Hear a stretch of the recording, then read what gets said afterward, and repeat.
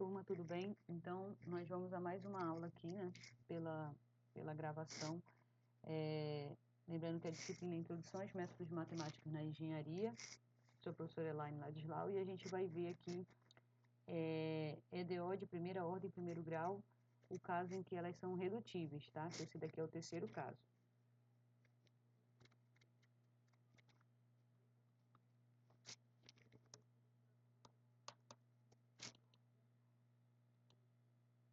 Então, nós já vimos aí o primeiro tipo, né, que são as equações separáveis, né, que a gente só separar e integrar. E aí nós temos o segundo tipo, que é aquele que nós vimos na aula passada, que dá um pouquinho mais de trabalho, né, que a gente tem que verificar se elas são homogêneas, aquele M e N, né, aquelas funçõezinhas. E caso sejam homogêneas, a gente propõe uma substituição, simplesmente chamando o y de x vezes t, né? E aí você faz toda a substituição. E aí, esse nosso caso aqui, que é o terceiro caso, que são as chamadas equações redutíveis. A gente vai ver que vão ter dois tipos, tá? Uma é redutível, no caso, para aquele segundo, que no caso são as homogêneas, ou pode ser para o primeiro tipo, que são as equações separáveis.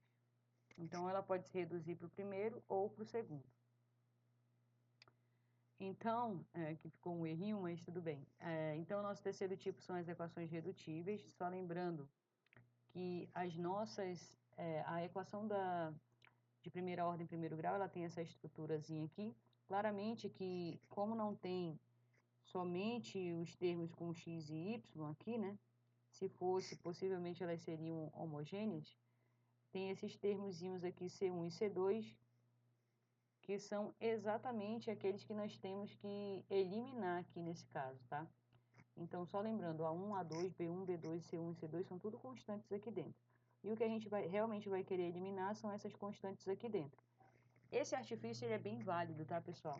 É uma técnica bem legal, assim, da gente conseguir eliminar os termos aqui dentro, tá? Então, esse método, ele consiste exatamente em eliminar essas constantes C1 e C2.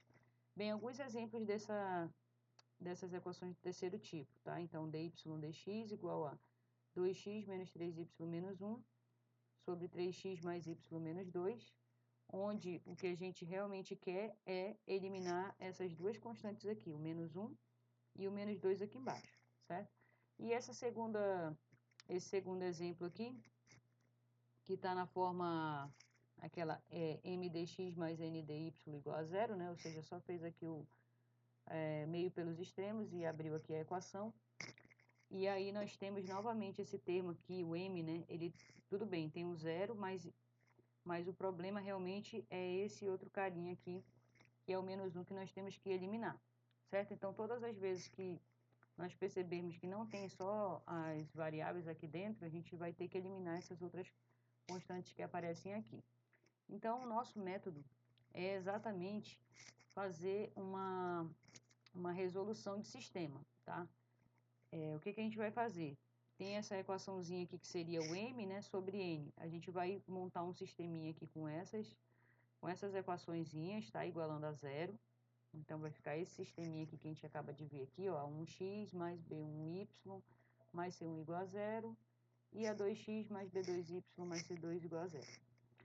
Então, só para resumir aqui novamente o nosso terceiro caso, nosso terceiro tipo de resolução de equações redutíveis, tudo vai depender do desão. Lembra que para a gente resolver esse sistema aqui, a gente pode resolver por Cramer, e a gente faz a matriz dos coeficientes, né?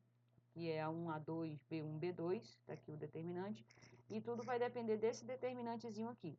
Porque se o determinante for diferente de zero, a gente sabe que o sistema é possível, e nesse caso a gente vai querer muito que ele seja possível e determinado. A gente vai achar uma única solução para o sistema e vai conseguir propor uma substituição para a nossa equação diferencial. Mas aí também pode ser o caso em que esse determinante seja igual a zero, e aí o sistema ficaria impossível, o que na verdade significa que essas variáveis aqui, x e y, elas são linearmente dependentes uma da outra, né? Então, a gente vai ver os dois casos, tá? Então, o terceiro tipo de EDO, mas ele cai novamente em dois casos, dependendo do determinante aqui, certo? Vamos para o primeiro caso. Aqui eu só organizei aquele sisteminha aqui que vocês viram, né? A gente passou as constantes do outro lado, sendo que como é constante, nesse caso aqui eu preferi colocar C1 e C2 de novo, tá? Mas teria aqui um sinalzinho de menos aqui sem problema, mas como é constante de qualquer forma, menos a constante ainda continua sendo uma constante. Então aqui só para simplificar o nosso modelo, eu coloquei dessa forma, tá? 1x mais B1y igual a C1, A2x mais B2y igual a C2. Lembrando que esse sistema aqui pode ser resolvido tranquilamente por Cramer, ou pode ser qualquer outro método que vocês conheçam, tá? Fazer substituição, ou eliminar aqui, fazer uma diferença entre as equações para achar uma variável e depois achar outra. Tudo é possível aqui para resolver esse sistema aqui que vocês já conhecem, tá? Algebricamente. Então, a nossa história vai se resumir aqui na solução desse sistema, tá? Que a gente está supondo que seja a primeira solução x igual a alfa e y igual a beta, né? A gente está supondo aqui que seja um sistema possível determinado com uma única solução. Após achar aqui a solução do sistema, né, que é o alfa beta, a gente vai propor a substituição para a equação diferencial. Então, a primeira substituição vai ser assim. O x vai ser uma variável auxiliar que a gente vai chamar de u, mais esse alfa, tá? E o y vai ser a variável auxiliar v, mais a solução do sistema aqui, beta, certo? E lembrando que toda vez que a gente faz uma substituição, né, numa EDO, a gente sempre vai ter que fazer a derivada. Então, aqui é bem tranquilo, né? Derivada de x em relação a u, a gente vai derivar aqui em relação a u vai dar 1, né? E aqui a derivada de constante é zero. Como aqui é dx du igual a 1, fica dx igual a du, certo? A mesma coisa aqui, derivando o y em relação a v, vai dar 1, aqui vai dar 0, portanto, dy igual a dv. E aí, a gente vai chegar numa equação homogênea. Bem, isso daqui é um resumo, tá, pessoal? No exemplo mesmo, a gente vai entender por que isso aqui vai se tornar realmente uma equação homogênea, tá? Só para falar de todos os casos, eu já vou falar aqui do segundo caso. O segundo caso, quando o determinante daquele sistema é igual a zero. E isso aqui, naturalmente, indica que existe uma proporcionalidade, né, entre essas constantes, né, A1, A2 e B1 e B2, né? A gente tem essa igualdade aqui. E, olhando para a própria equação, a gente vai conseguir enxergar essa constante de proporcionalidade entre essas equações aqui, a m e a n, tá? E aí a gente tira esse múltiplo escalar aqui em evidência e vai aparecer esse termo em cima e embaixo.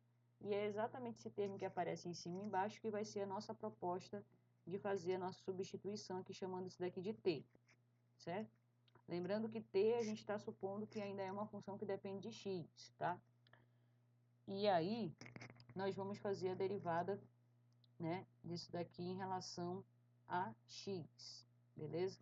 Aqui não está dando para enxergar muito bem, mas a gente tem que isolar o y e fazer uma derivadazinha aqui, bem tranquilinho, tá? Acho que no exemplo vai ficar bem mais claro por que vai aparecer isso daqui, beleza? Aqui ele já isolou, na verdade. O y é t menos a1x sobre b1, né? Aí agora ele vai derivar tudo em relação a x. Lembrando que t também é uma função de x, então vai ter uma derivada aqui. E aí vai ficar assim, 1 sobre b1 dt dx menos a1. E aí a gente propõe essa substituição dentro da nossa EDO. Quando a gente fizer todas as continhas que tiver aqui para serem feitas, a gente vai acabar chegando que isso é uma equação separável. Infelizmente, queria dizer para vocês que tanto faz um caso como o outro, isso vai dar trabalho do mesmo jeito. Essa daqui é a tendência a gente pensar que, como já na primeira substituição já vai dar uma equação separável, vai dar menos trabalho. Só que, em geral, essa equação separável aqui, quando você vai integrar, aparece uma coisa com ou que vai precisar de uma substituição trigonométrica ou uma integração por frações parciais. Então, só tem que relembrar lá aqueles casos que eu falei para vocês, tá? Vamos aqui ao nosso primeiro exemplo. Meu Deus, eu esqueci. Ah, tá aqui. Tá aqui a nossa equação diferencial. dy dx igual a 2x menos 3y menos 1 sobre 3x mais y menos 2. Então, como eu falei para vocês, como tem essas constantezinhas aqui, né, indesejadas, a nossa ideia é fazer um sistema e resolver o sistema e fazer uma substituição na EDO de forma que essas constantes aqui, elas se eliminem, tá? Então, a gente vai fazer que o sisteminha 2x menos 3y igual a 1, tá? Que essa constante passou para o outro lado. 3x mais y igual a 2, vai resolver esse sistema, tá? Pode ser Kramer, substituição, qualquer coisa. Vocês vão achar aqui as soluções alfa e beta, tá? Alfa é 7 sobre 11, beta é 1 sobre 11. E aí vem a nossa primeira substituição, que vai ser x igual a variável auxiliar u mais o alfa, e o y vai ser a variável auxiliar v mais o beta, certo? E aqui já fica bem claro, né, que a gente vai ter que fazer a derivada, então logo dx igual a du, né, porque a derivada disso aqui vai dar 1, a derivada dessa constante vai dar 0, e a gente vai ter dx igual a du, e da mesma forma dy igual a dv. Bem, a gente vai fazer então essa substituição lá dentro da nossa EDOzinha aqui, ó, tá ok? Então, vai dar uma sopa de letrinhas, né, só aqui, ó, dy é o dv, tá vendo? dy é dv, o dx é o du, então a gente vai fazendo essas substituiçõezinhas todinhas aqui dentro, certo?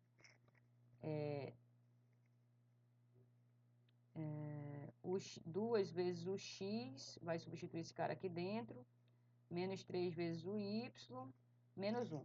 Agora, tudo bem, você vai fazer isso em todas elas, tá? Só vou fazer essa primeira aqui rapidinho com vocês, essa conta mental, só para vocês perceberem que realmente esse menos 1 ele vai embora. Olha só. Vai ficar aqui, né? Quando eu multiplicar o 2 pelo x, vai ficar 2u mais 14 sobre 11, né? Aí aqui, menos 3 vezes v menos 3 sobre 11. Então, aqui era 14 sobre 11 menos 3 sobre 11. 14 menos 3 dá 11. Sobre 11 dá 1. 1 menos 1, 0. Tá vendo aqui? Então, esse menos 1 aqui ele vai acabar sumindo e vai ficar realmente só essa partezinha aqui, ó. Tá vendo? Quando vocês fizerem essa continha aqui embaixo, ó, 3 vezes x mais y menos 2, vai dar exatamente a mesma coisa, ó. 3 vezes u mais 3 vezes 7, 21 sobre 11, mais o v mais 1 sobre 11, então aqui era 21 mais 1 dá 22, sobre 11 dá 2, 2 menos 2, 0. Então essa é uma substituição bem legal assim de memorizar, porque a gente consegue eliminar realmente a constante que estava ali infernizando a gente, né? Então agora a gente já consegue verificar que isso daqui é uma equação homogênea de grau 1, né? Fazendo aquela substituição, lembra? U vai ser um K vezes U e o V vai ser um K vezes V. Quando você substitui isso daqui na própria função, isso daqui dá para sair a constante e você percebe que o grau é 1, tá? E aí você vai ter que retornar para a equação homogênea, faz a substituição. Sempre aqui, pensa sempre que o V é o Y e o U é o X. Então, o V vai ser U vezes T. Vamos ter que fazer a nossa derivada, né? Aqui eu não coloquei, mas tem que fazer. Então, vai ficar aqui a regra do produto, aqui vai ficar dv du igual a t mais u vezes dt du. Multiplica tudo por du e vai ficar essa criaturazinha aqui, ó, o dt mais t du, tá? É a mesma brincadeira que a gente fez lá na homogênea, só que agora trocando o v por y e o u por x, tá? E aí você vai novamente fazer essa conta infernal. Como eu falei para vocês, né? Isso aqui dá uma conta muito grande. Mas aqui, ó, ele já fez meio pelos extremos aqui, só para dar um pouquinho menos de trabalho. Foi substituindo onde tem o v por u vezes t, tá? Onde tem o dv vai ser o dt mais t du. E aqui, novamente, onde apareceu o v vai ser o t. Vai fazer toda aquela multiplicaçãozinha. E aí você vai conseguir finalmente separar as variáveis, né? E aqui, depois que separou, integra, né, dos dois lados. Aqui vai dar ln de u. Aqui vai dar uma substituição simples, né, chamando 2 menos 6t menos t ao quadrado de uma variável qualquer. A derivada aparece aqui em cima, certo? A menos de 1, 2. E aí vai ficar essa criaturazinha aqui, né? Lembrando que toda vez que a gente tiver sempre logaritmos, tá? A gente adiciona a constante também com logaritmo, que é para utilizar essa propriedade de logaritmo. Aqui a gente vai usar da soma, aqui a gente vai usar também desse númerozinho que está multiplicando, ele vai como expoente para cá para cima, né?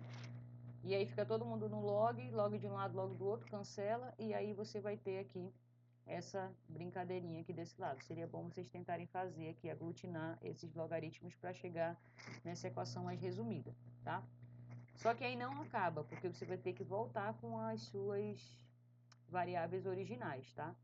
Então, lembra que você chamou aqui, ó, o x de u mais 7 sobre 11. Então, agora você vai isolar o u aqui, o u vai ser x menos 7 sobre 11, o v vai ser y menos 1 sobre 11, e vai fazer essa bagaceira toda de novo aqui, ó, certo? Aliás, antes ainda teve uma outra substituição que você chamou aqui v de ut, né? Então, onde tem o t vai ser v sobre u, desculpa. Aí você vai só substituir, vai fazer umas continhas, e depois finalmente substitui o x, o u e o v por essas coisas lá do sistema que eu acabei de falar ainda há pouco, certo? E aí você vai fazer conta, conta, conta e vai chegar numa equação mais resumida. Essa equação resumida aqui, ela é uma cônica, né? Porque se vocês lembram bem lá de álgebra, essa daqui é uma forma completa aqui de uma cônica, né? Que tem os coeficientes x ao quadrado, y ao quadrado, x vezes y, o x, o y e o coeficiente livre, né? Então, isso daqui possivelmente é uma cônica ainda com rotação, né? Porque ainda tem esse x vezes y aqui. Então, só para vocês enxergarem qual seria essa cônica aqui, seria interessante vocês colocarem no GeoGebra essa expressão, dá um valorzinho ou coloca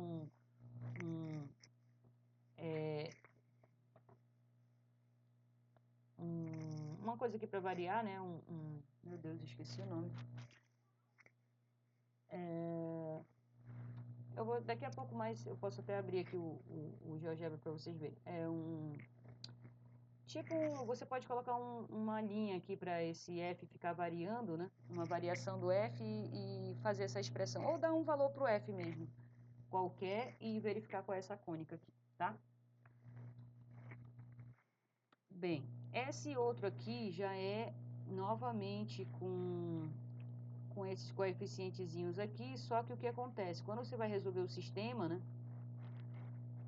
A primeira coisa que você faz por Kramer, no caso, é verificar o determinante dos coeficientes, que é 2, 6, menos 1 e menos 3. Quando você faz esse determinante dá zero, o que implica que a gente está no segundo caso. Então, se a gente perceber aqui, toda vez que der zero é porque tem alguma multiplicidade. Então, percebo que aqui em cima tem 2x menos y, e aqui embaixo, se eu colocar o 3 em evidência, vai aparecer novamente 2x menos y aqui em evidência, estão vendo?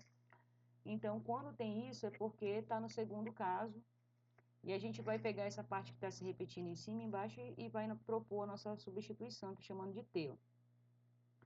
A ideia original é sempre isolar o y aqui, né, para ficar mais fácil de derivar. E aí, quando a gente faz a derivada, tudo em relação a x, lembrando que o t é uma função de x também, vai ficar dy dx igual a 2 menos dt dx, tá vendo? Aqui nem precisa multiplicar por dx, deixa dessa forma, mesmo que aqui já aparece o dy dx na própria equação, já dá para substituir direto por isso daqui, tá bom?